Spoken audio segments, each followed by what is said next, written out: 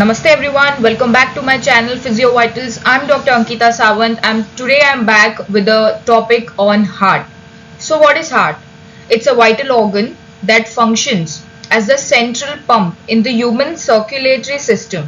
Okay, so it works continuously to transport the oxygen, nutrients and other essential substances to tissues and organs throughout the body. So it's a very vital organ which is responsible for pumping throughout the body, pumping the blood throughout the body. It is a powerful muscle that works tirelessly to keep us alive. Now we'll see the anatomy and its structure. So basically heart weighs around 250 to 350 grams and it has four chambers: right atrium, right ventricle, left atrium and left ventricle. Okay. So each side of the heart functions separately but in coordination. Okay, so each side of the heart it functions separately but it coordinates well. The right side pumps the deoxygenated blood which is received by the body. Okay, the deoxygenated blood enters to the right side of the heart. Now, then it goes to the lungs. Okay, the deoxygenated blood goes to the lungs for the purification. Now from there, left side of the heart receives the oxygenated blood. The oxygenated blood is received by the left side of the heart, and from there to the rest of the part of the body. Okay, so we have four chambers: right atrium, right ventricle, left atrium, left ventricle. So each functions separately but it coordinates well. So right side receives deoxygenated blood, left side of the heart receives oxygenated blood, and then the oxygenated blood is circulated throughout the body. We'll also see the pericardium now first. In pericardium, what is pericardium? It's a double layer sac surrounds the heart. Double layer sacs which surrounds the heart, and it helps in reducing the friction between the contraction. Then we have myocardium. This is thick. Myo is muscle. Myocardium is thick muscular layer which is responsible for pumping. We need that strong contraction. Na? Hence this layer, myocardial layer, is thick, a muscular layer which is responsible for pumping action. Then we have endocardium, innermost layer. This is thin layer lining the heart chambers. So pericardium is the most superficial layer. It's a double layer sac which surrounds the heart and reduces the friction during the contraction. Then comes the middle layer is myocardium. It is thick. It has muscular layer responsible for pumping action. Then the innermost layer we have is endocardium. It's a thin inner layer lining of the heart chambers. Okay. So this was all about pericardium, myocardium and endocardium. These are the layers of the heart. Moving further to the valves now. So what are valves? It ensures that there should be unidirectional flow or blood flow through the heart. So it's like a door. It will prevent the blood from backflow. That medical term for that is regurgitation. If the blood is flowing back through its path, that term is called regurgitation. Mitral regurgitation, aortic regurgitation, all these things you will. First, this is the basic lecture, so I am not going deep into that. But if the blood is flowing back, that term is called regurgitation. So these valves ensure unidirectional blood flow through the heart. So how many valves we have? We have four valves. The tricuspid valve. The tricuspid valve is present between right atrium and right ventricle, the right side of the heart. So it's present between the right atrium and right ventricle. T. From right to left if we go now, I have learned this, that if we go from right side to left side of the heart, first comes tricuspid valve, then comes the mitral valve. This mitral valve is present between the left atrium and left ventricle. Okay, so first is T and then is M. T is tricuspid valve and then M is mitral valve. Then we also have pulmonary valve and aortic valve. This pulmonary valve is present between right ventricle and pulmonary artery. From right ventricle, the deoxygenated blood goes to the pulmonary artery. So this door, this particular valve is pulmonary valve present in pulmonary artery. Now aortic valve. aortic valve is present between left ventricle and the aorta. Okay, so we have four valves: tricuspid, mitral, pulmonary valve and aortic valve. Now we'll see the major blood vessels. So first we have aorta, the main artery that carries oxygenated blood from left ventricle to the body.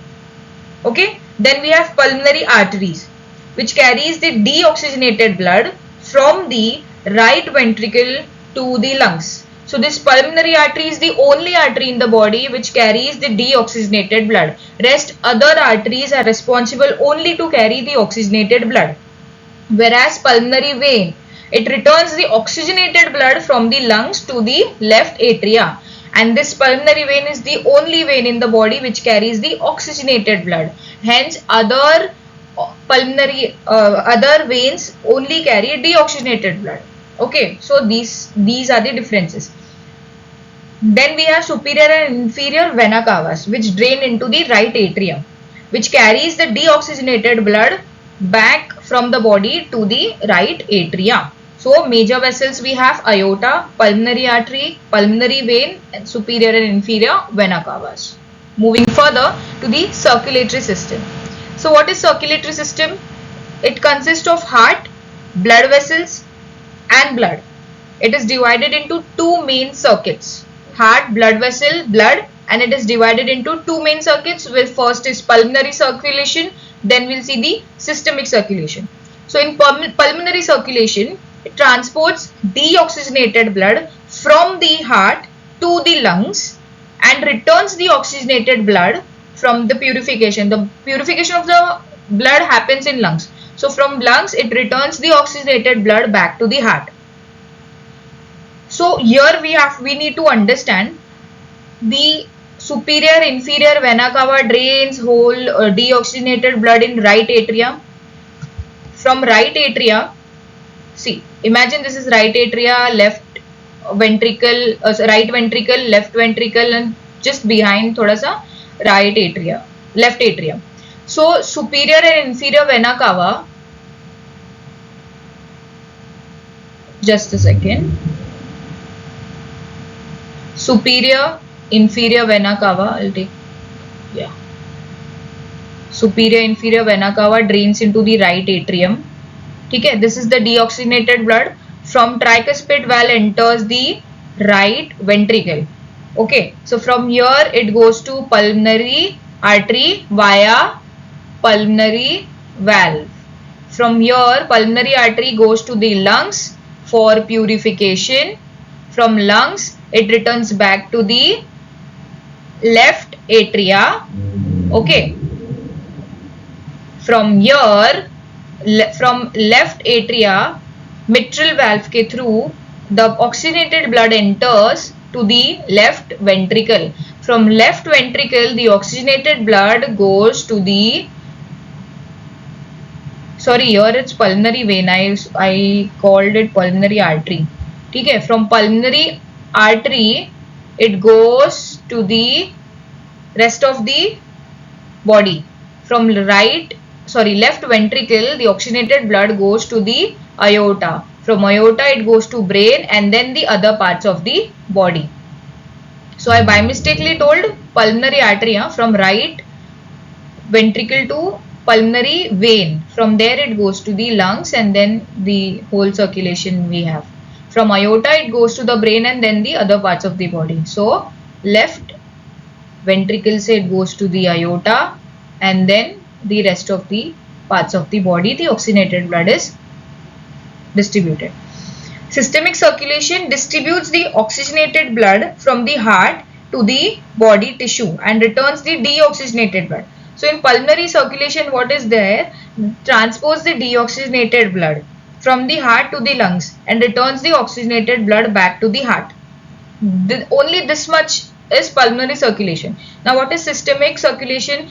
From here, from heart, now the oxygenated blood is distributed to the body's tissues and returns the deoxygenated blood. First half is pulmonary circulation, second half from the oxygenated blood distributes to the body and deoxygenated blood comes back to the heart.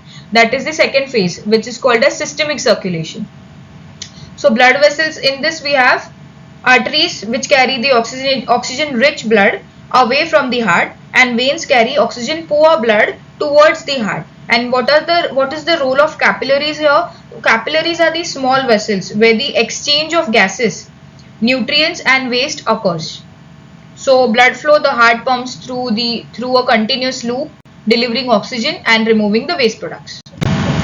Next we'll see is the function, heart's function. So its primary function is to pump the blood. Okay, so it achieves this by coordinating the contraction of the atria and the ventricles. Right, we have that coordination of atria and ventricles. They are not abruptly contracting. It's well coordinated. Then when atria are contracting, ventricles are relaxed. Ventricles are contracting, atria are relaxed. So it's a well coordinated contraction of atria and ventricles that generates the pressure which propels the blood through the circulatory system. Okay, so the heart's function is influenced by both intrinsic mechanism, which is caused by the electrical activity, which we say is by the pacemaker cells, SA nodes, AV nodes and all.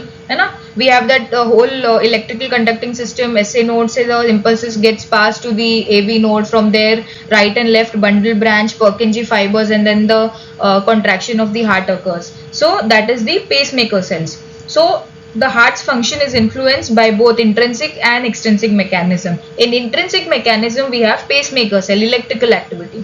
In extrinsic factors includes the neural and hormonal signals that regulates the heart rate and contractility. Okay, so that was all about function. It pumps the heart. We have intrinsic, extrinsic factors, coordinates well, maintains the blood pressure. The heart generates pressure that forces the blood to travel. By the contraction, as I mentioned, the blood propels into the circulatory system. Then oxygen transport also, we see the heart delivers oxygen rich blood to the body's tissue. Waste is removed, the heart collects the deoxygenated blood and the waste products are removed, gets purified in the lungs.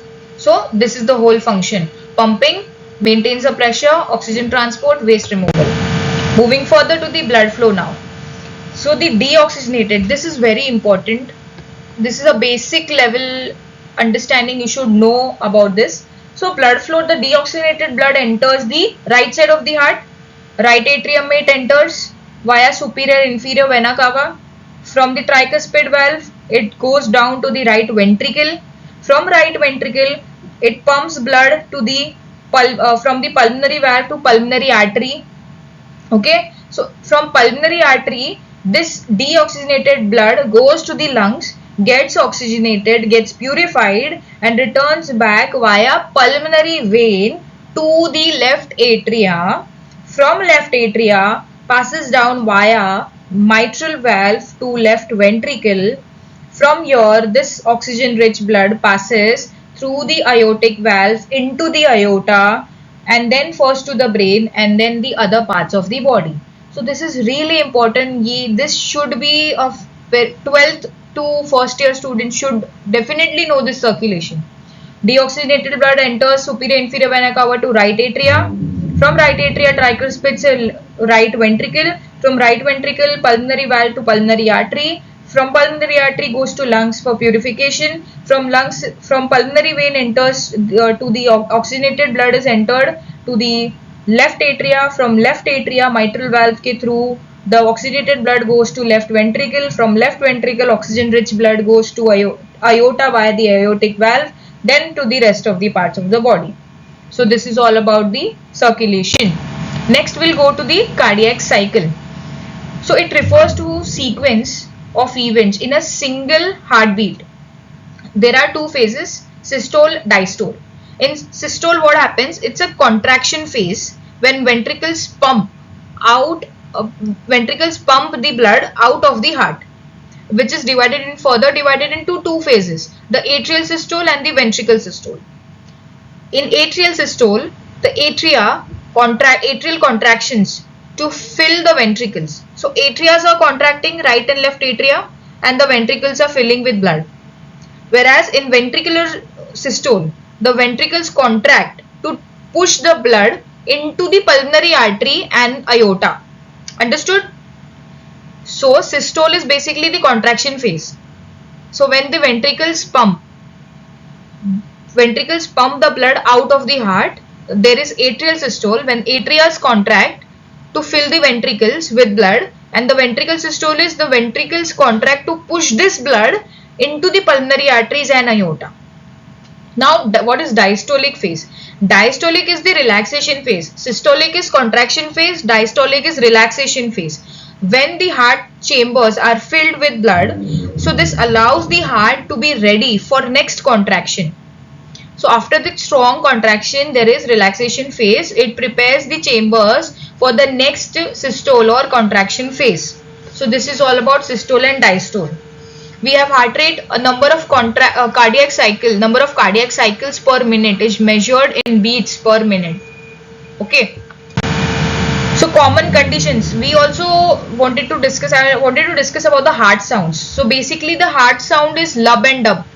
We have lub and dub sound. So there are heart sounds S1, S2. So basically S1 is the closure of mitral and tricuspid valve. The valves are closing after blood gets transported. So that closure of the mitral and tricuspid valve, there's a sound which is denoted as S1 sound. There is also S2 sound, the closure of aortic and the pulmonary valves. There are S3 and S4 sounds as well. We need to focus more on S1, S2 sounds here. So S1 is closure of mitral and tricuspid valve. S2 is closure of aortic and pulmonary valve. S3, S4 semilunar valves we have. Okay. So what is now blood pressure? It's a very important condition. So that's the pressure of blood on the walls of the artery, and the normal range is 120 by 80 mmHg. I also mentioned about the electrical activity. So what is that? It's a rhythm controlled by the electrical impulses, which are originating from SA node to AV node, from right and left bundle branch to Purkinje fibers, and then the contractility is seen because of this electrical activity of the heart. So what are the common conditions now? So coronary artery supplies the blood to the heart muscles itself. So if there is any blockage in the coronary artery, that can lead to myocardial infarction, which is basically heart attack. Occurs when there is a blood clot which blocks the artery to the heart. So leads to myocardial infarction or heart attack. Then we can see a stroke condition.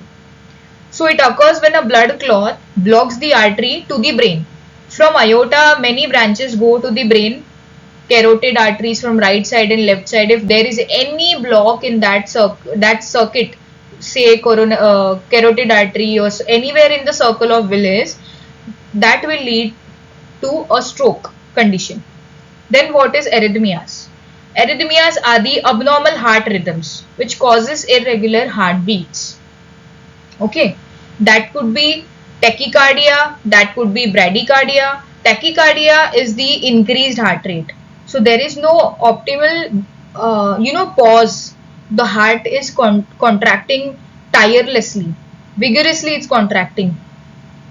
So for example, tachycardia would be plus than 100 heartbeats per minute, 120, 125, 115. All this heart rate would be termed as tachycardia. Whereas bradycardia will be heartbeat is very low. The pause time is very much increased between the two beats. For example, say 46, 50, 60.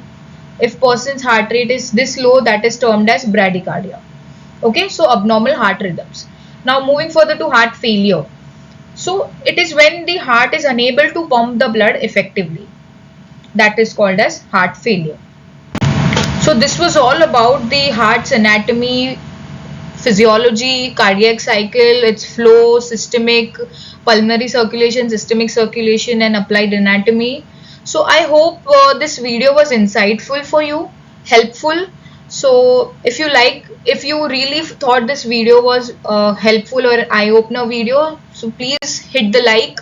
I aim for 5,000 views on this for the same. So keep learning. God bless you all. Thank you so much.